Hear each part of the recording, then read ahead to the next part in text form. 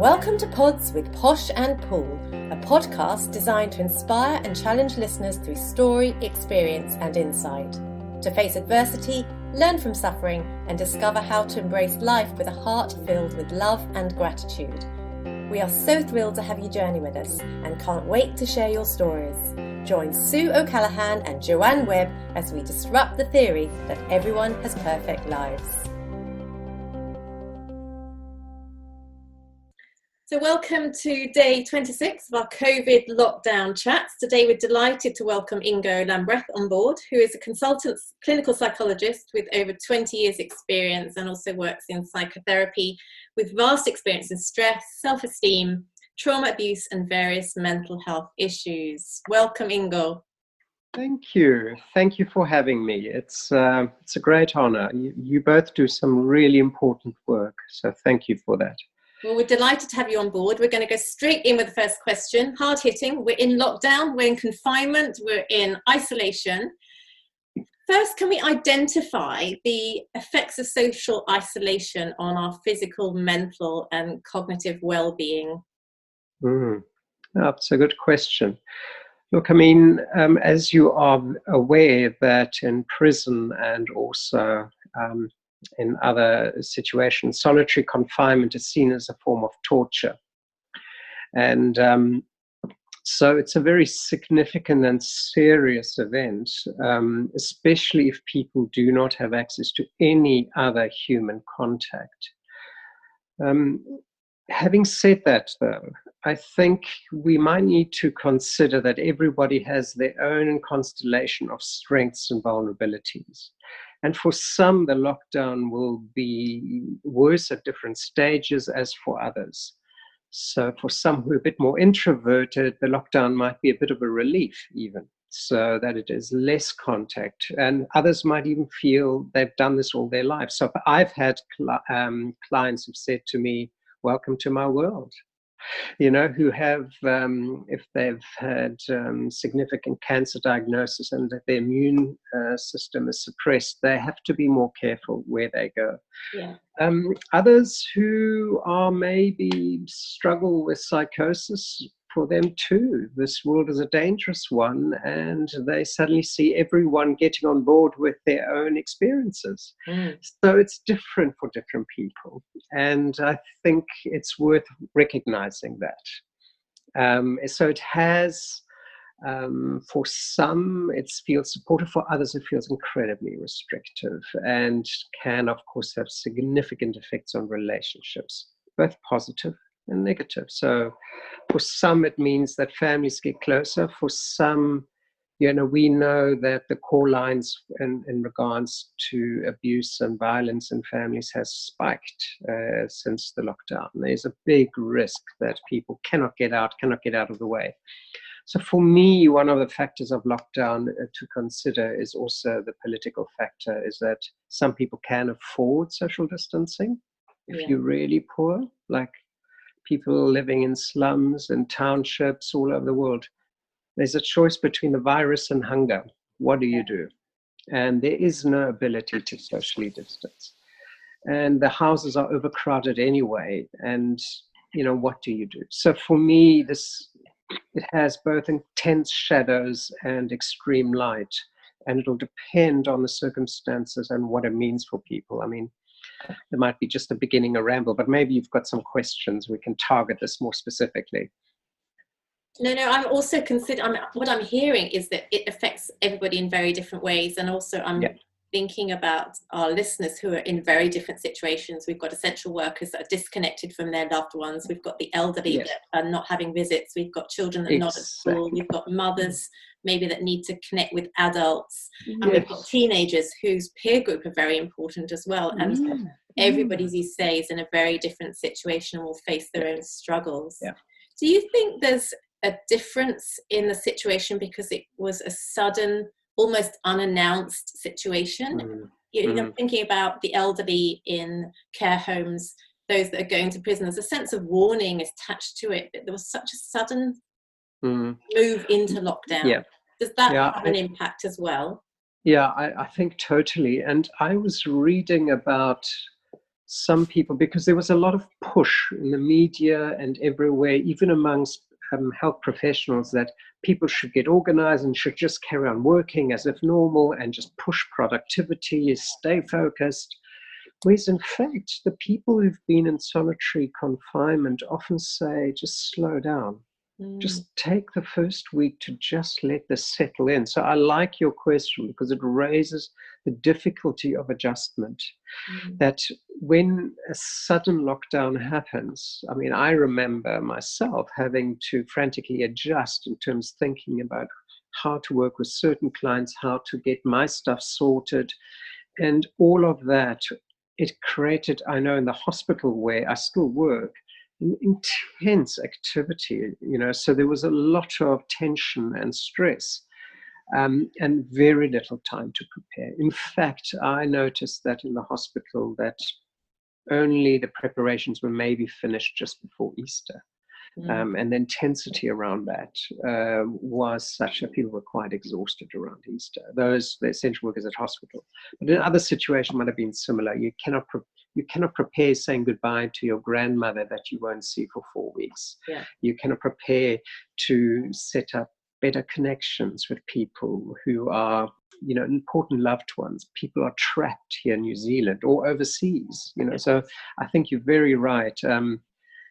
More preparation would have been helpful and would have made the psychological adjustment and the relational adjustment and the social adjustment much easier. And it's but medically, was it wise? Maybe. I know that medical professionals were shouting for lockdowns because of the risk. But you're right, it is a big factor. But here we are, Ingo, and we are now 3 weeks into lockdown, and I think it's going to bring about a lot of different things for different people. It will create trauma, grief, and but for some people, excitement and happiness, because again, there's always that polarity, isn't there? And as you say, there's lots of things to consider. There's the social, there's the economic aspects.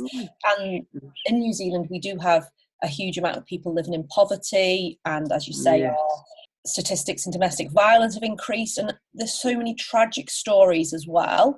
So are there any strategies that you would recommend that we can put in place now as a nation, maybe, to try and help us through this? Because we hopefully this week we will go to level 3, but we don't know. But is there anything that you can think from your profession that we can do to help?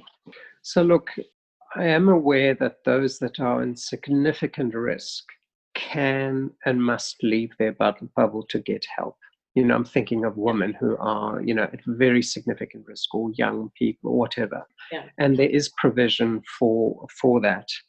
I know that in some countries they're thinking of words, or key words that people under threat can say in a supermarket, like Mask 19 or something like that. The second thing is to call 1737 here in New Zealand.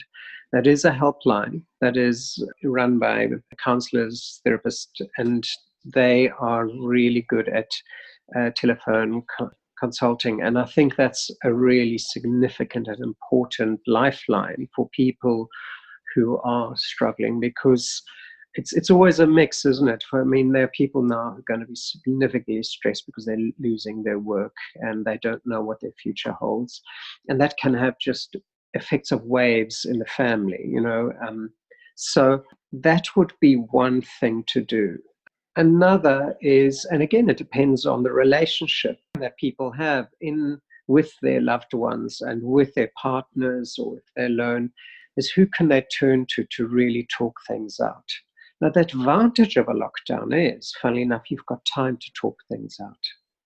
That's the interesting thing, is that there is actually a bit more space to explore.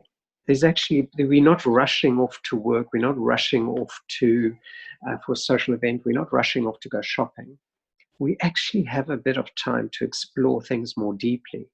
And that's the advantage of a retreat, of a settling in. So the advantage of talking things through, taking time, connecting in that way, that would be an advantage to do some of this work that it might require.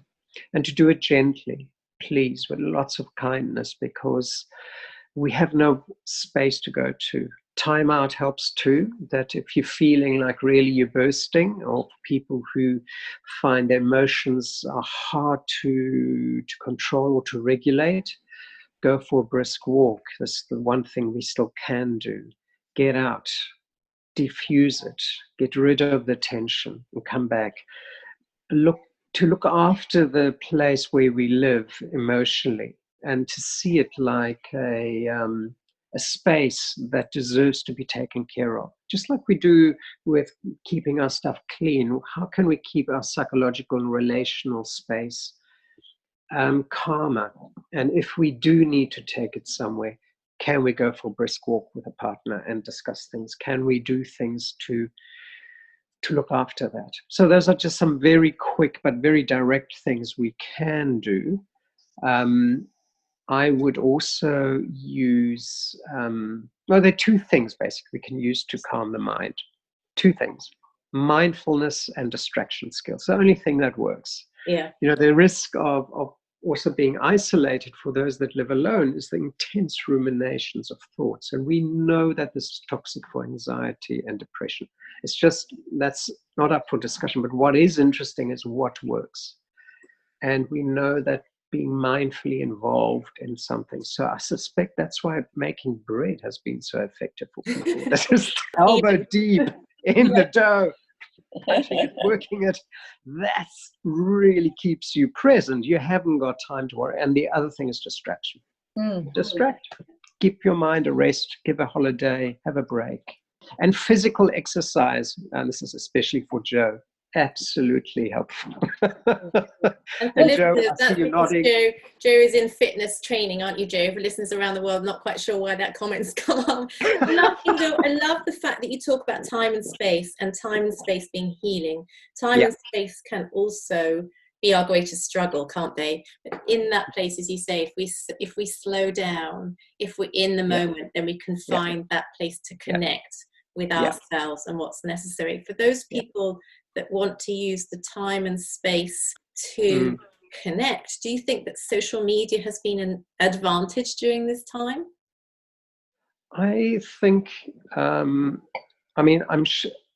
think definitely it can be for those which are not present. So it's to talk to friends, to talk to family, to stay connected, yes. And I'm just going to say and rather than but. And the direct connection is equally important. So, for example, I'm finding, and I've been listening to my other colleagues, then when doing psychotherapy on Zoom, it feels more exhausting than face-to-face.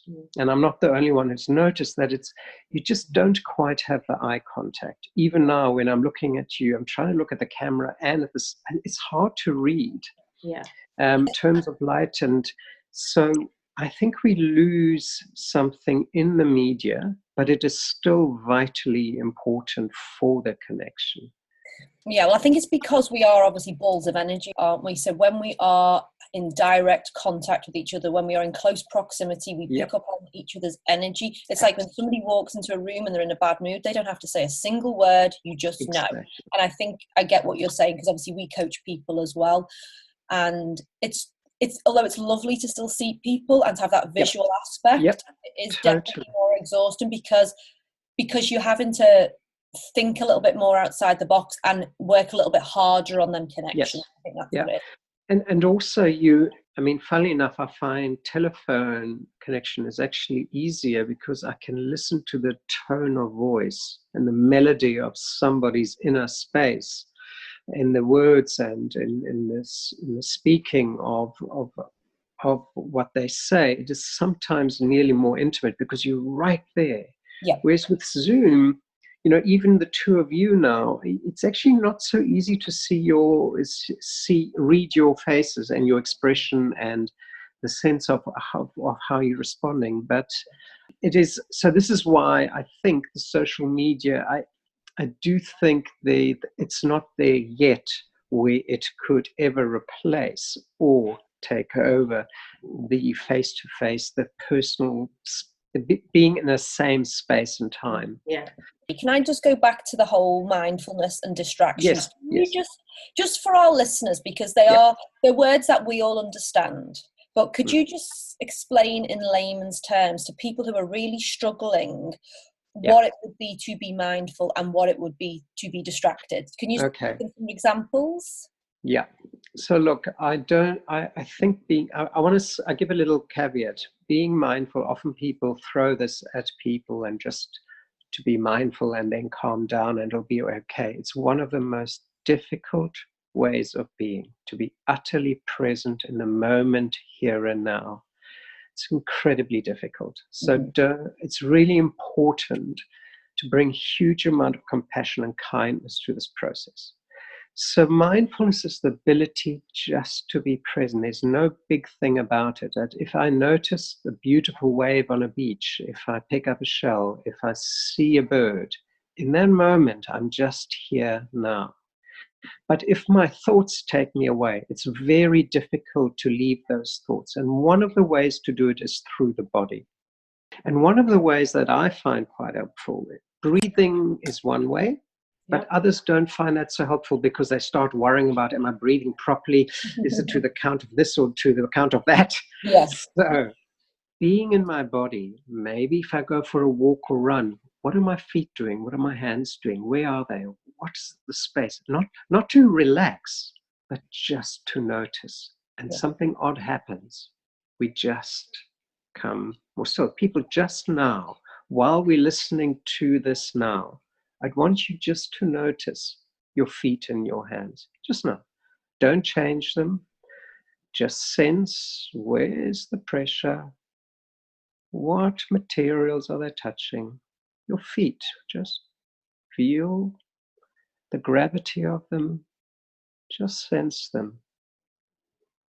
And go back to the hands. Notice your thumbs, your little finger. Where are they?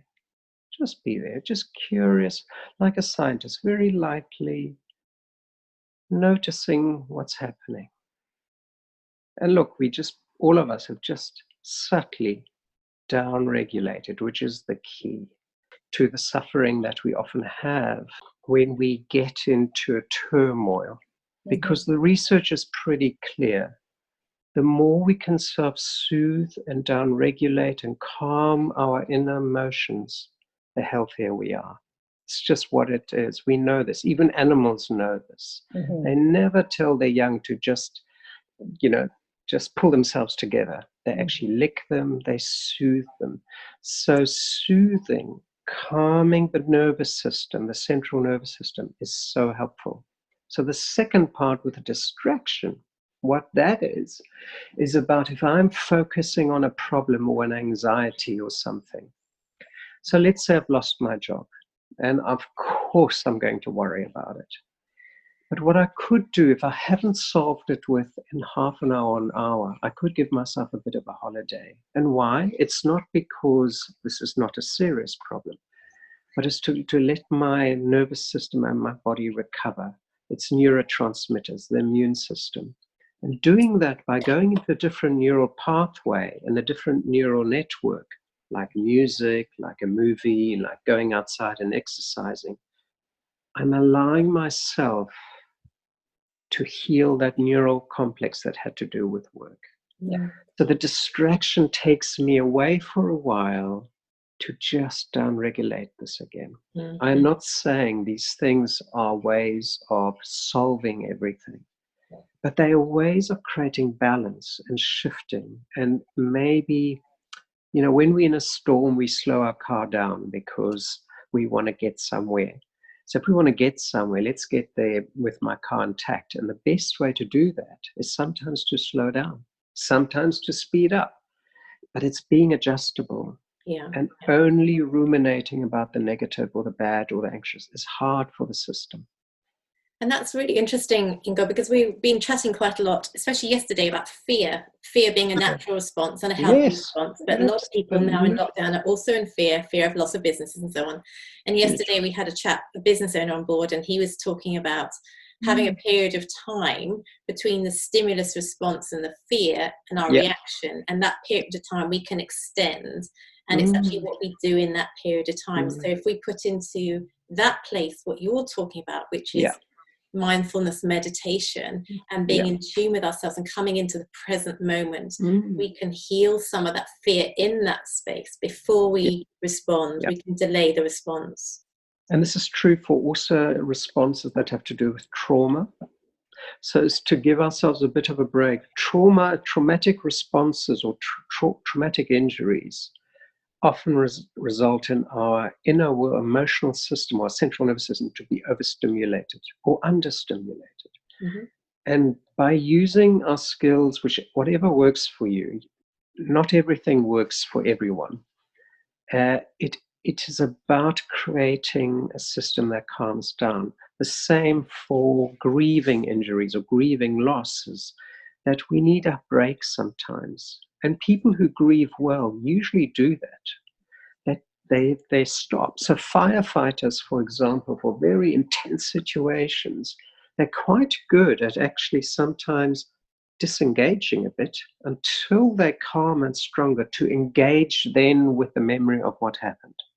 So it's the ability to sometimes disengage, in fact, at the right time, not totally dissociate, but to decide, no, I need a break now. I'm just going to work this out later. And then when I'm stronger and calmer, I go into it again. Whatever scares me, whatever I find overwhelming, whatever is upsetting me. And this kind of capacity to balance, to move, to dance this through, is a way of allowing my system to move through the cycles of intensity and calmness in a healthy way. Our system gets overwhelmed easily. Yeah, because if we're constantly in that state, if we don't give ourselves that time, our body literally will, that's when we get ill, that's when we have panic attacks, that's when we just can't cope, can we? And our chest feels tight, everything just feels really heavy. Yes. And that's so correct, Jo. And this is why exercise is another way to really regulate myself. Because if I do whatever it is that works for you, I've sometimes asked people just to press against a wall really tightly, or to do the plank, or to do something that overwhelms me physically a bit, gets rid of the adrenaline and tension, and my system calms down. So these are things, is to be mindful and gently caring about myself, what's happening in myself. If I get overwhelmed, stop, rest, shift. And I'll come back to the difficulty, but I cannot resolve difficulties if I'm overwhelmed or underwhelmed, which means I don't feel anything, I'm numb, I don't care. Get activated. Go get physically more activated. Have a coffee. Walk briskly. Activate the system a bit if I'm too numb. And watch a comedy. Get into a different space. You can never ever underestimate the benefits of exercise, can you? I mean, you know what I'm like, I'm a total fitness freak.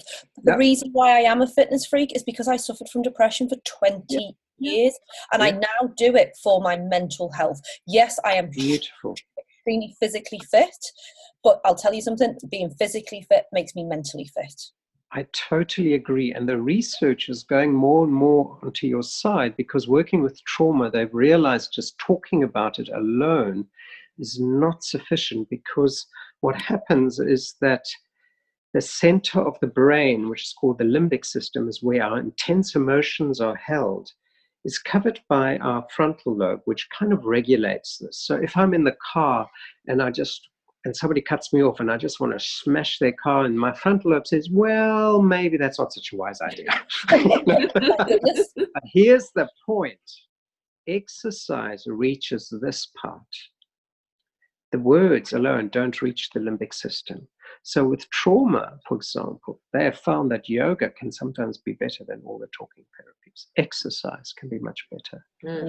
Theater, drama, arts. Why? Because they reach the emotions and calm them down.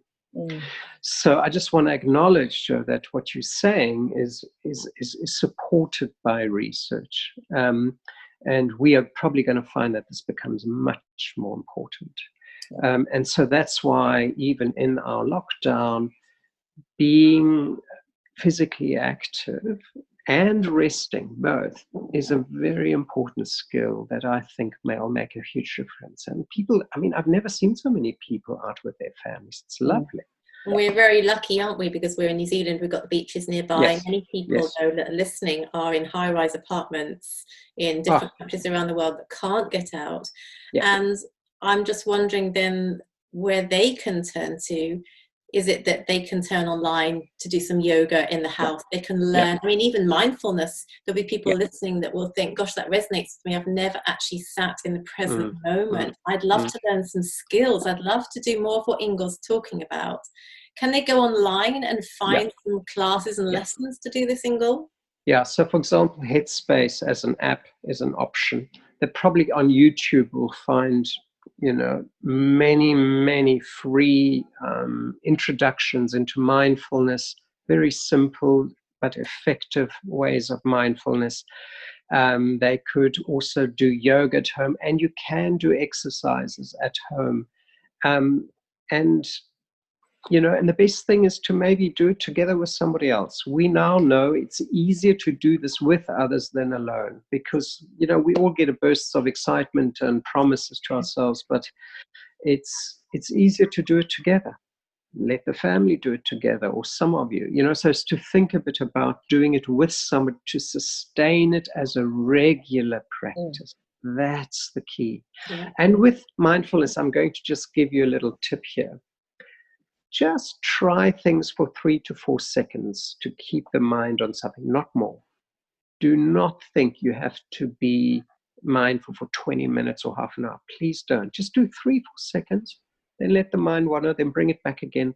Little successes add up, because we often feel very bad when we fail with mindfulness, and people feel then they fail, they can't get it right. I want you to not put yourself under that pressure. And that's why I hope you'll find the guidance that is much gentler. It requires intense kindness. I'll give another tip as well then. Again, the same with exercise. Don't feel like you have to go out for an hour's walk. Don't feel like you have to go and run a marathon. If you do it in the advert break, if you do 3 minutes, like the other day, my daughter came in, put on this TikTok thing. She said, Mum, can you just run around the lounge with me for 45 seconds? Okay. We both sound like nutters. We both like at the end. And it was great. It's exactly the same thing. Don't have to feel like you set yourself these massive targets. Do very small things. They all add up.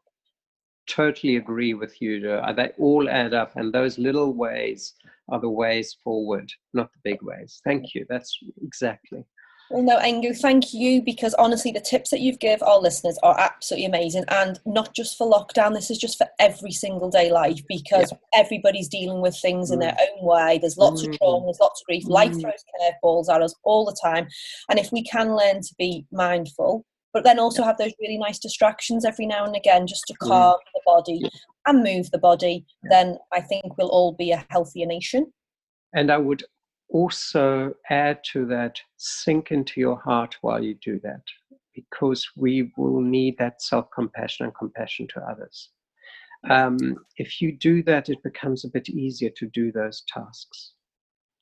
I know just dropping that in is just something that makes it a bit easier, because if you just sink into your heart and stay there while you're mindful, it does help. It gets you out of your head.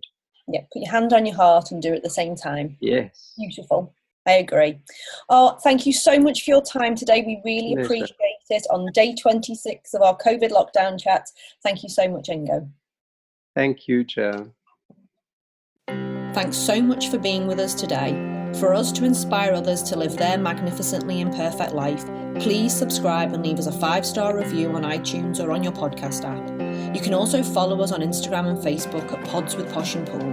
We can't wait for you to join us on our next episode. Love, light and peace.